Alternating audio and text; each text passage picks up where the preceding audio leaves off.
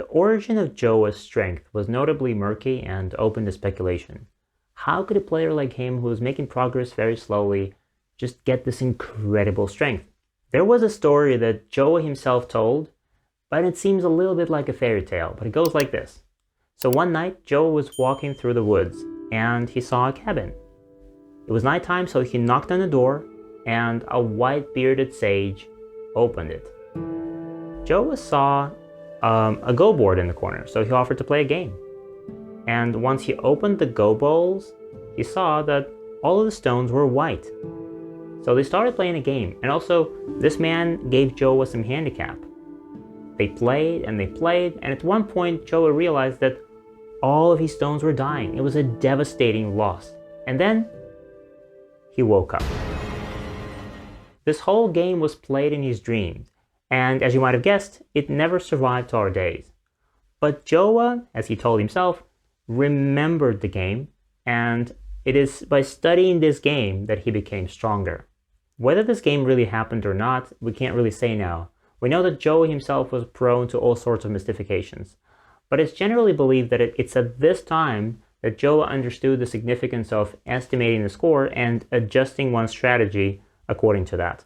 And then later in his life, in 1826, when he was one step away from becoming a 7-dan, Jowa wrote a book, which is of little use to us because it's just a lot of diagrams of his games and suggested openings, and no comments. But at about the same time, Jowa also gave some advice to people who want to study Go. And I believe that this is something we can all benefit from. So here's what it sounds like. There are 3 stages of the game: the opening, middle game, and end game. And being able to predict the result of the game after only 30 moves, 50 moves, or 100 moves should be the primary goal of your studying. There are both the right and the wrong ways of studying. And if you follow the right way, you will improve fast. And if you go down the bad road, you will only get worse. The wrong way of playing refers to being very greedy in your games. And that means that you're thinking too long and too hard on any given position. You're trying to find moves that are too difficult for you to see. They're simply not your level and you won't find them. This is an advice that we often give beginner players who try to think for too long and they just can't find the right moves. And the right way of playing is simply trying to focus on the game and playing faster so that greed has no time to emerge. And also, if you focus on taking territory or capturing your opponent's stones or invading deeply into your opponent's territory or escaping with your weak stones, all of these things are bad. Because the territory that you take will always have weaknesses. The stones that you capture and try to keep, they will always have some aji. If you always invade very deeply, this will make you insatiable and greedy. And if you try to escape all the time, this will make you feel cowardly. So don't think about taking a territory or capturing your opponent's stones too much. When you invade, if you feel that you're in danger, then just sacrifice your stones. Be solid without worrying about territory. Be modest without worrying about capturing your opponent's stones. Be moderate without invading too deeply all the time. Sacrificing your stones is the sharpest way of playing. But first of all, you should solidify your own position, make your own group solid, and then you should look for your opponent's weaknesses and attack them. So if you remember this advice and if you proceed like this with modesty, you will improve rapidly and your results will go up. There's an old joke in Go that says that weaker players always look for something to capture, and stronger players look for something to sacrifice. But after Jowa's suggestions, this joke doesn't really sound like a joke anymore. And you know, when you hear this sort of advice, it just seems so clear and simple and easy to follow, but only when you start playing a game and you try to use this in your games, you will see that it's actually quite difficult to perform like this. So I thought it would be only reasonable if I showed you a game that Jowa played when he was already stronger. He was a 6-dan player, and I'll show you how he follows his own advice, how he uses this in his own games. Let's take a look. In this game, Honinbo Jowa is playing white, and his opponent is Katayama Chiteki.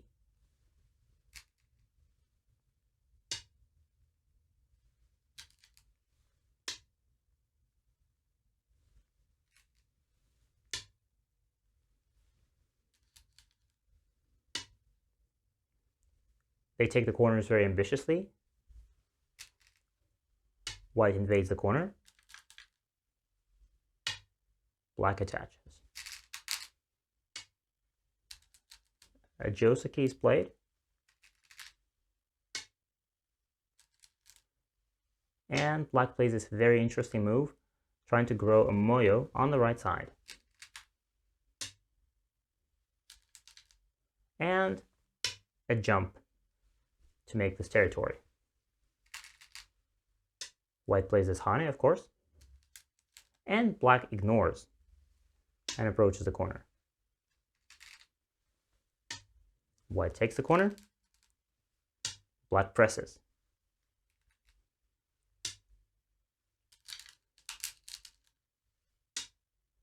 Black is making another wall. White gets more territory.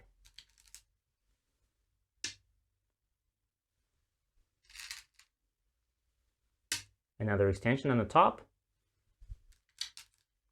And a double Hane. Again, building this territory on the right. Atari. In the game, black played here. And of course, white could have captured the stone immediately, but before this, white decided to see what he could do on the right side. And some key players might think about invading here right now, invading deeply and trying to live here to destroy the right side, but not Jowa. He decides to try and play a move, a probing move, to see what would happen there, and at the same time he's ready to give up this territory to black. White plays this beautiful attachment here, and computers today really like this sort of moves. And we're not going to talk in detail about all the possible responses that black has here. We simply don't have time for this right now, but we have a couple of very nice courses from Alexander Dinnerstein where he talks about probing moves and attachments in a lot of detail. So check them out. In the game, black played here. White plays a double Hane. Again, a very good technique. Atari. White connects. Black needs to defend. White makes a knight move. And again, white is ready to give it all up, to give up this territory to black, and black takes it. And this, of course, is a very passive move. So black does exactly what white wants him to. Black takes all the points. White plays another forcing move, hoping to see this. And probably this is what black should have played, because black decided to be greedy and try to take a little bit more points. And these weaknesses that black now has allow white to capture the stone, start the ko, and win it. Let me show you quickly.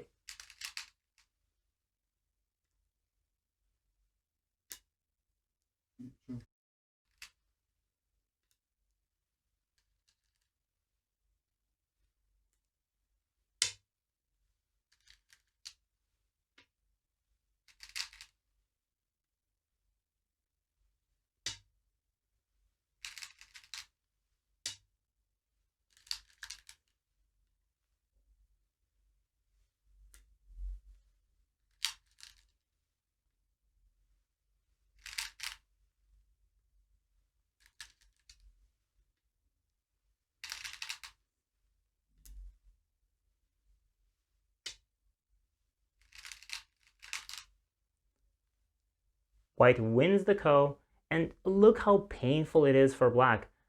White wins the ko and gets all of this thickness, and black still needs to come back here and respond. Otherwise, white will break through here and destroy the corner. So black loses the ko in gote. And now white is feeling that he's ahead in this game, so white doesn't need to risk anything, invade very deeply, or try to survive somewhere. But instead of this, white simply takes the corner.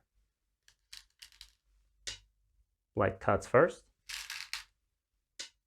White takes a stone. Black gets this useful stone on the outside. Defends here. And one more very peaceful move. Just taking the points and preparing an invasion into this corner. And here I just wanted to add how difficult it is to make a move like this one that Jowa just played in an actual game. Because when you're playing a game, you always think that maybe it's not quite enough. And as white, I would be thinking about maybe trying to make a probing move in this corner and get some profit here. Maybe trying to invade here or reduce this potential moyo that black is getting here. And it takes tremendous confidence to make a move like this one. Personally, I think that with my greedy style, I would never be able to make this sort of move in my own games. Black makes a leaning attack here. Black is trying to attack these stones, and hopefully white responds here, and black will attack the stones in the center. But here, remember that there's a great proverb. Don't save the Kikashi stones, because white got these stones for free. Black responded to all of them, and black's territory was reduced.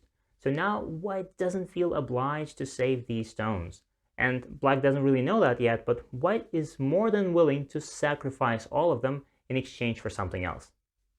So in the game, white plays here.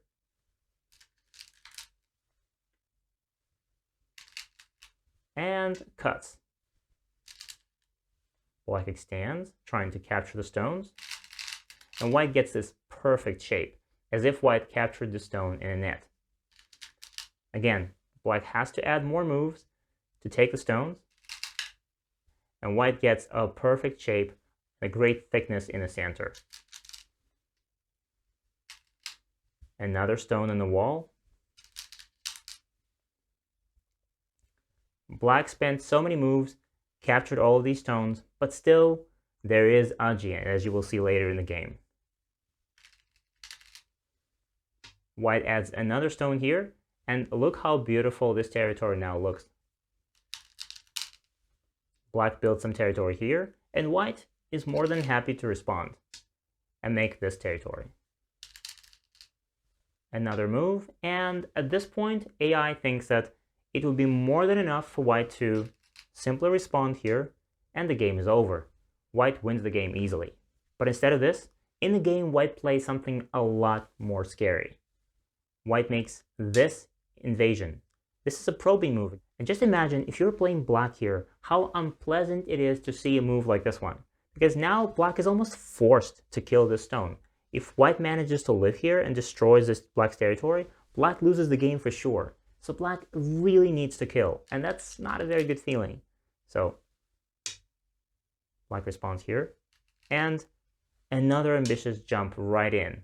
Now, it seems like white is trying to live inside, but no, that's not the case. White really plays this only as a probing move. Black tries to separate these stones. A double Hane. The stones are separated, and after this, having played these moves inside, as if nothing happened, white continues here and defends the top. But now black feels scared. Black doesn't know what's going to happen with these stones here and decides to add another move just to be on the safe side. So black connects here. And now keep this position in mind and just think about it. If white never played these probing moves, this is as if white now played this attachment, and instead of responding to it like this, for example, black got so scared that he played here, and white got a chance to play this Hane. And if this looks completely unreasonable for black, then this is exactly what happened in the game. White gets his Hane essentially for free. Black tries to play a big endgame, and if you remember from our endgame course, you cannot always respond to your opponent's sente moves. This is a double sente, both for black and for white. So if white now responds to it, then of course black would also get this in sente, and white would respond, and black would connect, and white would still need to defend, and it is black's turn. Black ends in sente. So white doesn't like this. White ignores this and plays this invasion. Black blocks. White plays this Hane, and at this point, black would really like to try and cut off the stones and kill them. But unfortunately, that is just impossible. Because those stones, the dead white stones, they're dead, but they still have some Aji there. Even though black captured them, but you can never capture them cleanly, just like Jowa said in his advice, remember? So if black tries to cut them off like this, white would connect. Now black also needs to connect. Now white will push. You block. And at this point, we could, for example, play this. And yes, black can even capture these 4 stones. Black could play like this. And then we cut here. And we play this. The 4 stones are captured, but white gets this move. And black cannot cut. Black has to capture the stones. White connects. And all of the stones come back to life. Because of all this aji, in the game, black had to simply connect here. And then white just takes the corner. After this, they played some endgame, but at this point, there's no way that black could reverse the outcome of the game. And believe it or not, this stone will actually come back to life, and some of these black stones in the center will die in the future. Jowa wins the game confidently by playing modest moves, making solid territory, and not making any crazy invasions. He gives up his stones, he sacrifices some more stones here and there, and still wins the game easily.